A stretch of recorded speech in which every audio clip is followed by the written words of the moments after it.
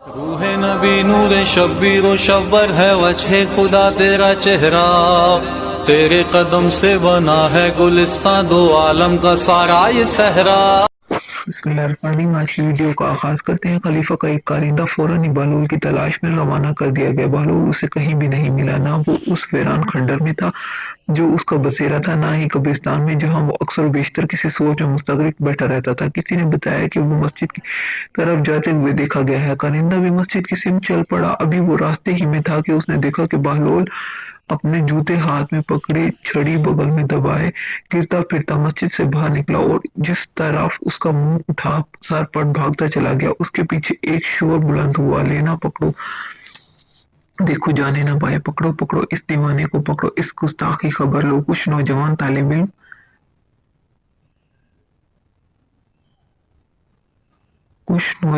طالب علم مسجد سے نکلے اور واویلا کرتے بہلول کا پیچھا کرنے لگے۔ بہلول اپنی ہی ابا میں الجھتا، چھڑی کو سنبھالتا، جوتوں کو بغل میں دباتا، مڑ مڑ کر دیکھتا، ان کی پہنچ سے دور نکلنے کی کوشش کر رہا تھا، لیکن بالآخر ان نوجوانوں کی سبک رفتاری نے اس کو جا لیا۔ وہ اس کی ٹھکائی کرنے لگے۔ او گستاخ، تیری یہ جرأت کہ تو نے ہمارے استاد کو مٹی کا ڈھیلا مارا، ہم تجھے زندہ نہیں چھوڑیں گے، ہم تیری جان لے لیں گے، گنوار دیوانے۔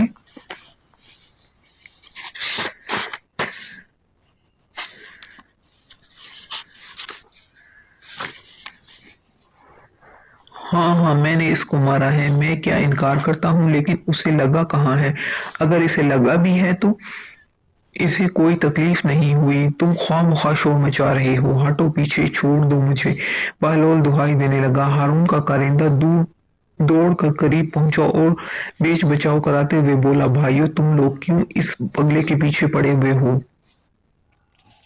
کچھ انصاف سے کام لو، تم لوگ اتنے سارے ہو اور یہ اکیلا، آخر ہوا کیا ہے؟ یہ پوچھیں کہ کیا نہیں ہوا؟ اس دیوانے نے ہمارے استاد محترم امام ابو حنیفہ کو مٹی کا ڈھیلا کھینچ مارا جو اس کی پیشانی پر لگا، ہم اس کو ہرگز نہیں چھوڑیں گے۔ وہ پھر بہلول کے گرد ہو گئے۔ ہارون کے کارندے نے انہیں روک دیا۔ مگر ہوا کیا تھا؟ کیا اس کے ساتھ بہلول کا کوئی جھگڑا ہوا تھا؟ ایک طالب علم بولا، کیا بات کر رہے ہو آپ؟ ہمارے استاد محترم کی شان اس سے بالاتر ہے کہ وہ اس جیسے کے ساتھ جھگڑا کریں۔ وہ تو ہمیں معمول کے مطابق درس دے رہے تھے کہ یہ کمبخت نہ جانے کہاں سے نمودار ہو گیا اور اس کی پیشانی پر ڈھیلا کھینچ مارا۔ آپ درمیان سے ہٹ جائیں، یہ پاگل ہے یا دیوانہ؟ آج تو ہم اس کو ایسا سبق سکھا کر چھوڑیں گے کہ سارا پاگل پن بھول جائے گا۔ ایک لڑکے نے اپنی بات ختم کر کے پھر بہلول کی طرف دیکھ کر دانت کھچکھچائے۔ کیوں بہلول، کیا یہ لڑکے ٹھیک کہہ رہے ہیں؟ کارندے نے بہلول سے پوچھا۔ میری ویڈیو کو لائک کرنا، چینل کو سبسکرائب کرنا بالکل نہ بھولیے گا، اور یہ ہم جو بتا رہے ہیں یہ پارٹ 3 ہے۔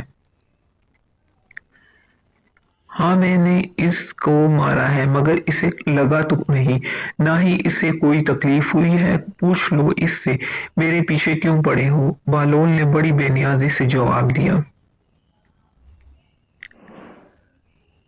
دیکھیے آپ نے اس کی ڈٹھائی، استاد محترم پیشانی پکڑے بیٹھے ہیں اور یہ کہتا ہے کہ انہیں ڈھیلا لگا ہی نہیں۔ میں ابھی اس کا دماغ درست کرتا ہوں۔ وہ طالب علم پھر بہلول پر جھپٹا۔ ہارون کے کارندے نے اس کا بازو پکڑ لیا۔ بات سنو لڑکے، سب جانتے ہیں کہ یہ دیوانہ ہے، پھر خلیفہ کا رشتہ دار بھی ہے، تم اسے مار کر قانون کو ہاتھ میں نہ لو، اسے قاضی کے پاس لے جاؤ، وہی صحیح فیصلہ کریں گے۔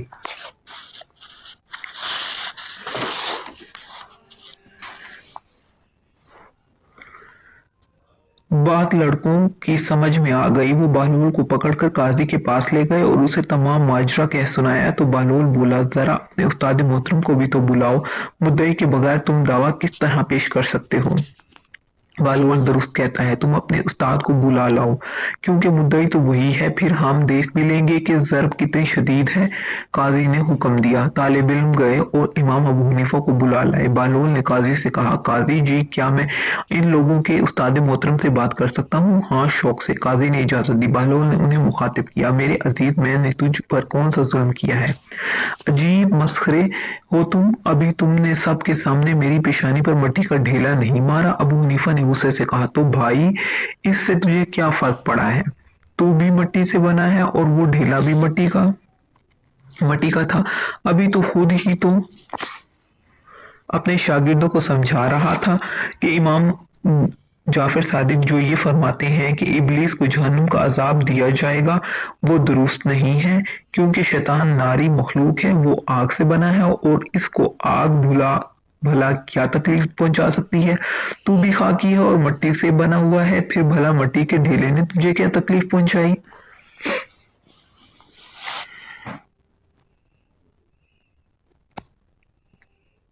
और जिन जिन लोगों ने कमेंट्स में अपनी दुआओं को कहा है, मौला पंजतन पाक तमाम की जो हालतें हैं, तमाम की जो परेशानी है, वो मौला पंजतन पाक अपने सदके में सबकी परेशानी और मुसीबत को दूर फरमाए।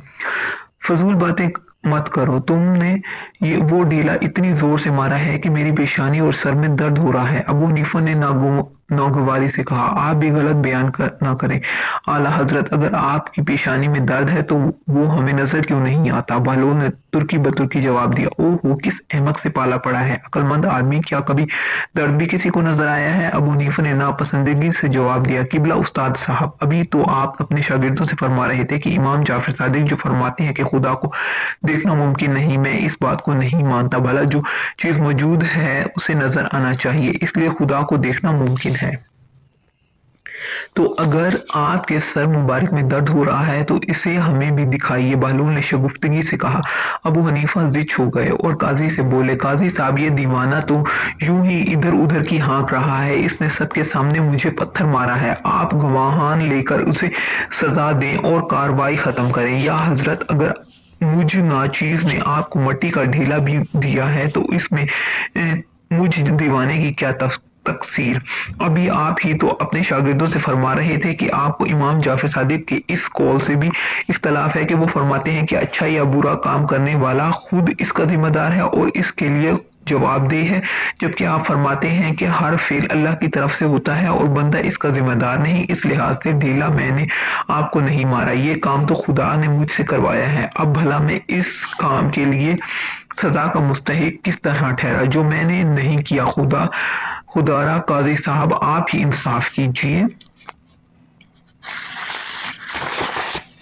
आप इंसाफ कीजिए। अबू हनीफा लाजवाब से हो गए। काजी जो दोनों की दिलचस्प बहस से महसूस हो रहा था, बोला, बहलोल ने अपना मुकदमा जीत लिया है। बहलोल ने इत्मीनान का गहरा सांस लिया और पाँव में जूते पहने और अपनी छड़ी संभाल कर अदालत से बाहर निकल आया। वो अपनी धुन में बुड़बुड़ा रहा था, आले मोहम्मद की तकजीब करने वालों को मुंह की खानी पड़ती है, अलूम अहले बैत को छुटलाने वालों के मुकद्दर में जीत नहीं। हारून का कारिंदा उसके पीछे पीछे चला, उसने दूर एक बार उसे मुतवज्जो करने की कोशिश की, एक दो बार मुतवज्जो करने की कोशिश की, लेकिन वो अपनी धुन में मस्त चलता चला गया और उसकी तरफ ध्यान नहीं दिया। हारून का कारिंदा कुछ फासला रख कर उसका ताकुब करता रहा। बहलोल कभी अपने आप से बातें करने लगता, कहीं खड़ा होकर अपनी छड़ी से जमीन कुरेदता, कहीं राह चलते बच्चों के सर पर हाथ फेर कर कोई मज़ाहिया फिक्र कस देता, कहीं दीवार से टेक लगाकर अपने ख्यालों में मुस्तगरिक हो जाता। इसी तरह चलते चलाते आधा दिन बीत गया। सूरज निस्फ निहार पर आ गया। बहलोल अपने खंडर में दाखिल हुआ और टूटी हुई दीवार के साथ कमर लगाकर सस्ताने लगा। इसने आंखें बंद कर ली और फर्श खाक पर टांगे पसार ली। कारिंदा जो बहुत देर से इसके ताक़ुब में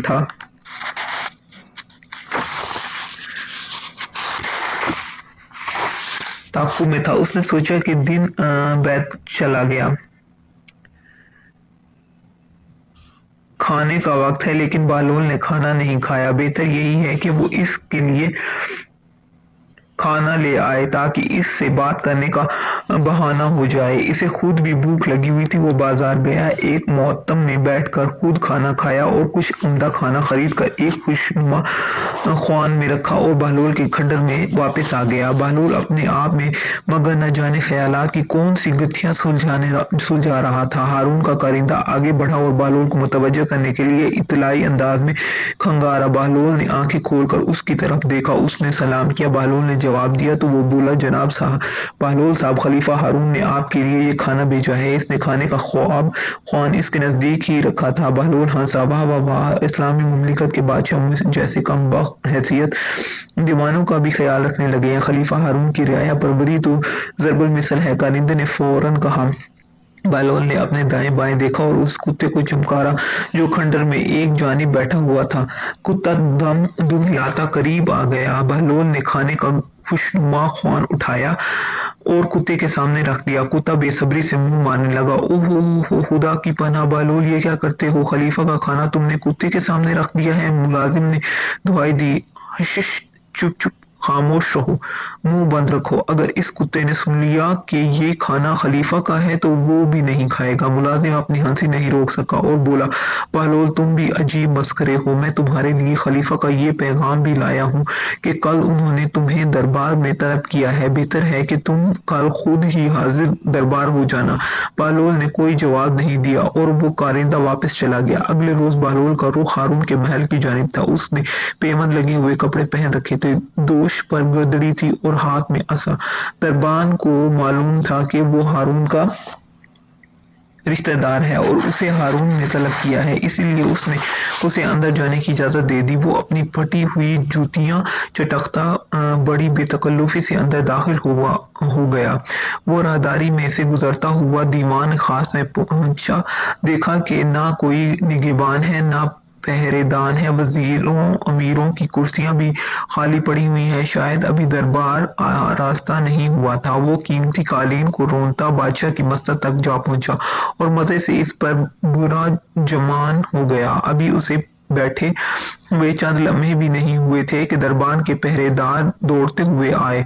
उन्हें इतला मिली थी कि हारून इस तरफ आ रहा है। ये देखकर वो दंग रह गए कि बादशाह की जरीन मसनद पर बहलोल फटे हालों बैठा है। उन्हें अपनी आंखों पर यकीन नहीं आया। वो बदहवासी में आगे बढ़े। एक ने बहलोल का बाजू पकड़कर खींचा, दूसरे ने कोड़ा बहलोल की पुश्त पर रसीद किया। ओ दीवाने, तेरी ये जुर्रत कि तू बादशाह की मसनद पर बैठे, उतर नीचे। हाय, बहलोल ने तड़प कर नारा मारा। हाय हाय हाय, उफ, वो दिखाई देने लगा। मुंह बंद करो, शोर मत मचाओ, उतरो, बादशाह की मस्जिद पर से उतरो। पहरेदार ने उसकी पुश्त पर मुसलसल कोड़े बरसाते हुए दुरुस्ती से कहा। दूसरों ने जोर लगाया और बहलोल को मस्जिद पर से खींचकर फर्श पर गिरा दिया। बहलोल सर पिटने लगा। हाय अफसोस, सदा अफसोस, आह आह, उफ उफ। वो बुलंद आवाज में मुसलसल रोता जा रहा था। पहरेदारों की जान पर बनी थी, लेकिन वो किस तरह खामोश होने का नाम ही नहीं लेता था। इसी वक्त हारून की आमद की इत्तला नकीबों ने दी और चंद लम्हों बाद वो दीवाने खास में दाखिल हुआ। उसने बहलोल को इस तरह रोते चिल्लाते और फरियाद करते देखा तो हैरान रह गया। उसने आगे बढ़कर बहलोल को फर्श पर से उठाना चाहा, लेकिन वो नहीं उठा और उस तरह रोते हुए अफसोस अफसोस और हाय हाय पुकारता रहा। ये सब क्या हो रहा है? हारून ने डांट कर पूछा। आली जाइए, दीवाना हजूर की मसजिद पर जा बैठा था और उतरने का नाम नहीं लेता था, इसलिए हमें थोड़ी सी सख्ती करनी पड़ी, पहरेदारों ने डरते डरते बताया। हाय, ये थोड़ी सी सख्ती थी? अरे जालिमा, तुमने तो कोड़ों से मेरी पुश्त उधेड़ कर रख दी है। हाय अफसोस, उफ उफ, बहलोल ने फरियाद करते हुए उन्हें टोका। हारून ने निगाह अताब उन पर डाली। तुम लोग देखते नहीं कि ये दीवाना है? पहरेदार आए बाएं शाएं करने लगे। हारून ने बहलोल की दिलजोई करते हुए इसे फर्श से उठाया और तसल्ली दी, लेकिन वो मुसलसल रोता जा रहा था। हारून ने बड़ी तशवीश से पूछा, बहलोल इस तरह क्यों रो रही हो? क्या तुम्हें बहुत तकलीफ पहुंची है? हाँ, मुझे बहुत तकलीफ पहुंची है, लेकिन मैं अपने हाल पर नहीं, तुम्हारे हाल पर रो रहा हूँ। हाय अफसोस, बहलोल ने तासफ से कहा। मेरा हाल पर हारून को ताज्जुब हुआ। हाँ, तुम्हारे हाल पर अफसोस? हारून, तुझ पर क्या गुजरती होगी? मैं तो तेरी मसनद पर सिर्फ चंद लम्हे ही बैठा हूँ। तू इतनी मार खाई कि सारी पुश्त छन्नी हो गई और ना जाने कब से इस मसनद पर बैठ रहा हूँ। उफ, तुझे अपने अंजाम की कोई फिक्र नहीं?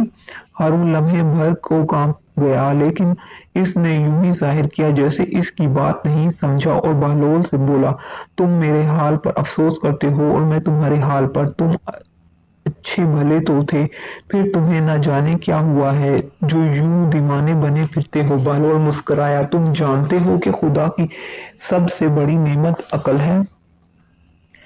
ख्वाजा अब्दुल्ला अंसारी अपनी मनाजात में फरमाते हैं कि ए खुदा, जिसको तूने अक्ल दी उसे क्या तुझ कुछ नहीं दिया, और जिसे अक्ल नहीं दी उसे क्या दिया।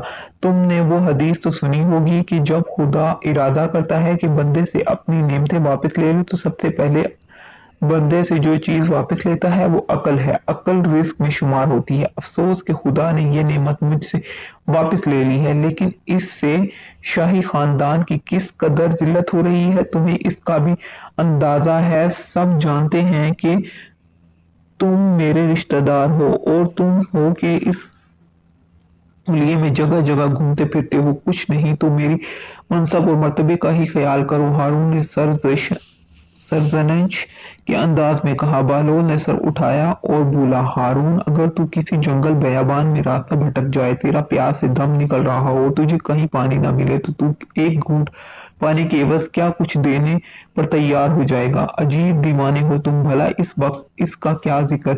हारून ने नागवारी से कहा। बहलोल हंसा। मेरी बात का जवाब तो दो। जाहिर है इस वक्त मेरे पास जो भी माल उमाता है वो सब दे दूंगा।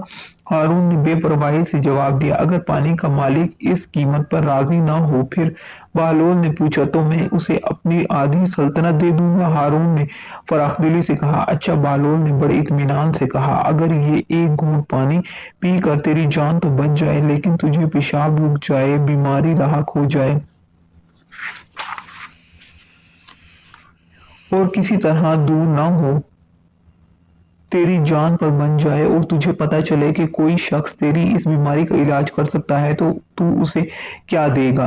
मैं उस शख्स को अपनी बाकी आधी सल्तनत भी दे दूंगा। जान है तो जहान है। हारून बोला। तो फिर इसी बादशाही पर गरूर करते हो जिसकी कीमत पानी के दो घूंट से ज्यादा नहीं। बहलोल ने बर्जस्ता कहा। हारून खफीफ सा हो गया। बहलोल, तुम दीवाने हो गए हो, मगर तुम्हारी आदतें नहीं बदली। तुम्हें अपने खानदान के वकार का कोई पास नहीं। पैगंबर खुदा के चचा अब्बास के बेटे अब्दुल्ला बिन अब्बास कितने मर्तबे के हामिल हैं, लेकिन तुम अली इब्न अबी तालिब को तरजीह देते हो। मुझे अपनी जान का खौफ ना हो तो मैं यही कहूंगा कि तुम ठीक कहते हो। बहलोल ने जवाब दिया। हारून चौंका और उसके ख्यालात जानने के लिए बोला, तुम्हें हर तरह से अमान है, लेकिन तुम्हें दलील से अपनी बात को हक साबित करना होगा। बहलोल सीधा हो बैठा और वाज़ेह लफ्जों में बोला, मेरे ख्याल में पैगंबर खुदा के बाद अली तमाम मुसलमानों से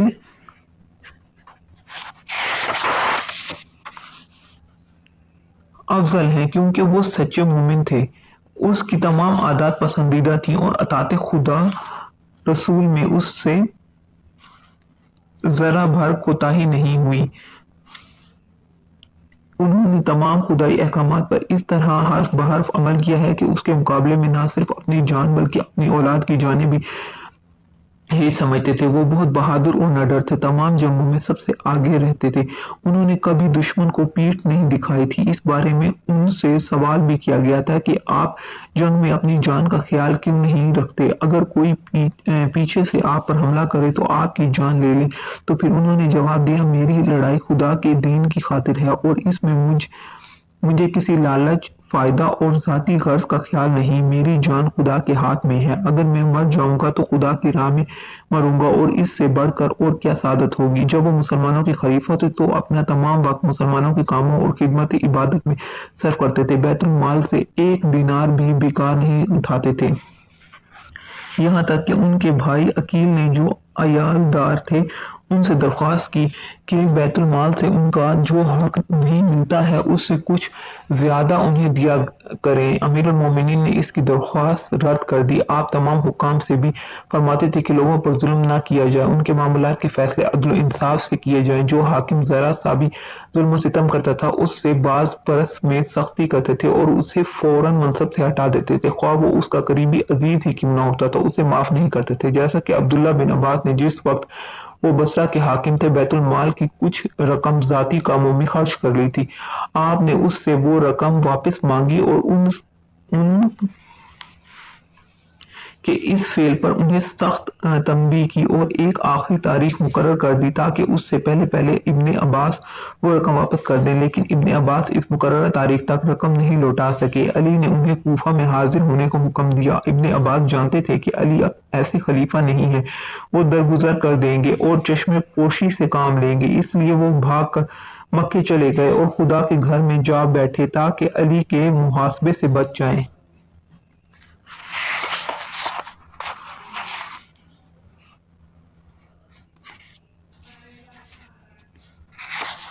ہارون خجل سا ہو گیا لیکن ڈٹھائی سے بولا، اگر علی اتنے ہی عظیم اور عوام دوست تھے تو پھر قتل کیوں ہوئے تھے؟ حق کی راہ پر چلنے والوں کو اکثر شہید کیا گیا ہے، ہزاروں پیغمبر اور خدا کے نیک بندے اسی طرح خدا کی راہ میں قتل ہوئے ہیں۔ بہلول نے برجستہ جواب دیا۔ ہارون کوئی عذر نہ تراش سکا تو بولا، اچھا بہلول، اب علی کی شہادت کا حال بھی سنا دو۔ بہلول نے سر آہ بھری اور بولا، امام زین العابدین سے روایت ہے کہ جس رات عبد الرحمن ابن ملجم ناند بے شمار قتل علی کے ارادے سے مسجد میں آیا، اس وقت ایک اور شخص بھی اس کے ساتھ تھا۔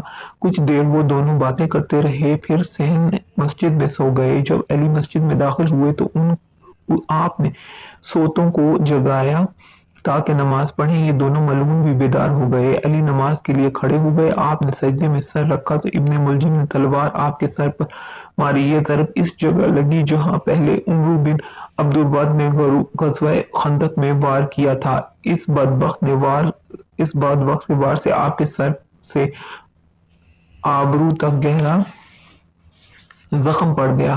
اس کی تلوار زہر میں بجھی ہوئی تھی، اس لیے آپ جانبر نہ ہو سکے اور تیسرے دن شہادت پائی۔ آخری وقت اپنے بیٹوں سے مخاطب ہو کر فرمایا، خدا کے چاہنے والوں کے لیے اس فانی دنیا سے انبیاء اور اوصیاء کا ساتھ بہتر ہے۔ اگر میں اس زخم سے مر جاؤں تو میرے قاتل کو بھی ایک ہی ضرب لگانا، کیونکہ اس نے مجھ پر صرف ایک ہی وار کیا ہے، اور ہاں، اس کا بدن ٹکڑے ٹکڑے نہ کرنا۔ یہ فرمایا کہ آپ کچھ دیر کے لیے بے ہوش ہو گئے، جب ہوش میں آئے تو اپنی وصیت جاری رکھی، فرمانے لگے، میں نے اس وقت رسول خدا کو دیکھا ہے کہ مجھ سے فرما رہے ہیں کہ کل تم ہمارے پاس ہوگے۔ اس وقت آسمان کا رنگ بدل گیا، زمین ہلنے لگی، مومنوں کی آہ و بکا سے فضائیں گونجنے لگی، عوام الناس کے نالہ دشمشوں سے کان پڑی آواز سنائی نہیں دیتی تھی۔ اس بارے میں ایک شاعر نے کیا خوب کہا ہے، آج کی رات مشرکوں نے ظلم و ستم کا جھنڈا بلند کر دیا ہے، شہادت علی سے دین کے ارکان پر سخت وار ہوا ہے، اس ایک وار سے جو مومنوں کے باپ کو لگا ہے۔ ایمان کا پورا گھر اجڑ گیا ہے، آسمان کے مکینوں نے اس غم میں اپنے تاج سعادت اتار پھینکے ہیں، دنیا والوں کو بہتا پانی کڑوا لگنے لگا ہے، آب حیات میں زہر گھول دیا گیا ہے، ظالموں نے رسول اللہ کے داماد کو شہید کر کے ان کے دل میں غم کے تیر پیوست کر دیے ہیں، انہوں نے علی مرتضیٰ کا سر ہی دو پارہ نہیں کیا بلکہ خدا کے ہاتھ ید اللہ حضرت کا لقب کو بھی کاٹ ڈالا ہے۔ جب سے علی کی پیشانی پر دشمن کی تلوار لگی ہے، چاند اور سورج کی پیشانیاں بھی داغدار ہو گئی ہیں، یوں معلوم ہوتا ہے جیسے شکل قمر کا معجزہ دوبارہ دنیا پر ظاہر ہو گیا ہے، علی کی پیشانی چاند کی طرح دو ٹکڑے ہو گئی ہے، زینب ام کلثوم کے نالہ و فریاد کی آوازیں بلند ہوئیں، حسن اور حسین نے اپنے امامے شدت غم سے زمین پر اتار پھینکے، بہلول کا حرف بر حرف درد و الم میں ڈوبا ہوا تھا، ہارون بھی اس کی تاثیر میں کھوسا گیا اور بہت دیر تک اس کے ہونٹوں سے ایک حرف بھی نہیں نکلا اور اس کا سر جھکا رہا۔ بہلول نے اپنی گدڑی سنبھالی اور اپنے آنسو پونچھتا ہوا اٹھ کھڑا ہوا۔ اچھا ہارون، اب مجھے اجازت دے۔ ہارون چونکا۔ ٹھہرو، تم ہمارے محل میں آئے ہو، یہ مناسب نہیں کہ یہاں سے خالی ہاتھ جاؤ۔ اس نے ملازموں کو حکم دیا کہ بہلول کے لیے اشرفیاں اور دینار لایا جائے۔ نہیں ہارون، مجھے ان اشرفیوں کی حاجت نہیں، تم نے یہ مال جن لوگوں سے لیا ہے انہیں دے دو۔ اگر تم نے قوم کا مال نہیں لوٹایا تو ایک دن ایسا ضرور آئے گا جب خلیفہ نے اس کا تقاضا کیا جائے گا، اس روز خلیفہ خالی ہاتھ ہوگا اور اس کے پاس شرمندگی اور پچھتاوے کے سوا کچھ نہیں ہوگا۔ بہلول اتنا کہہ کر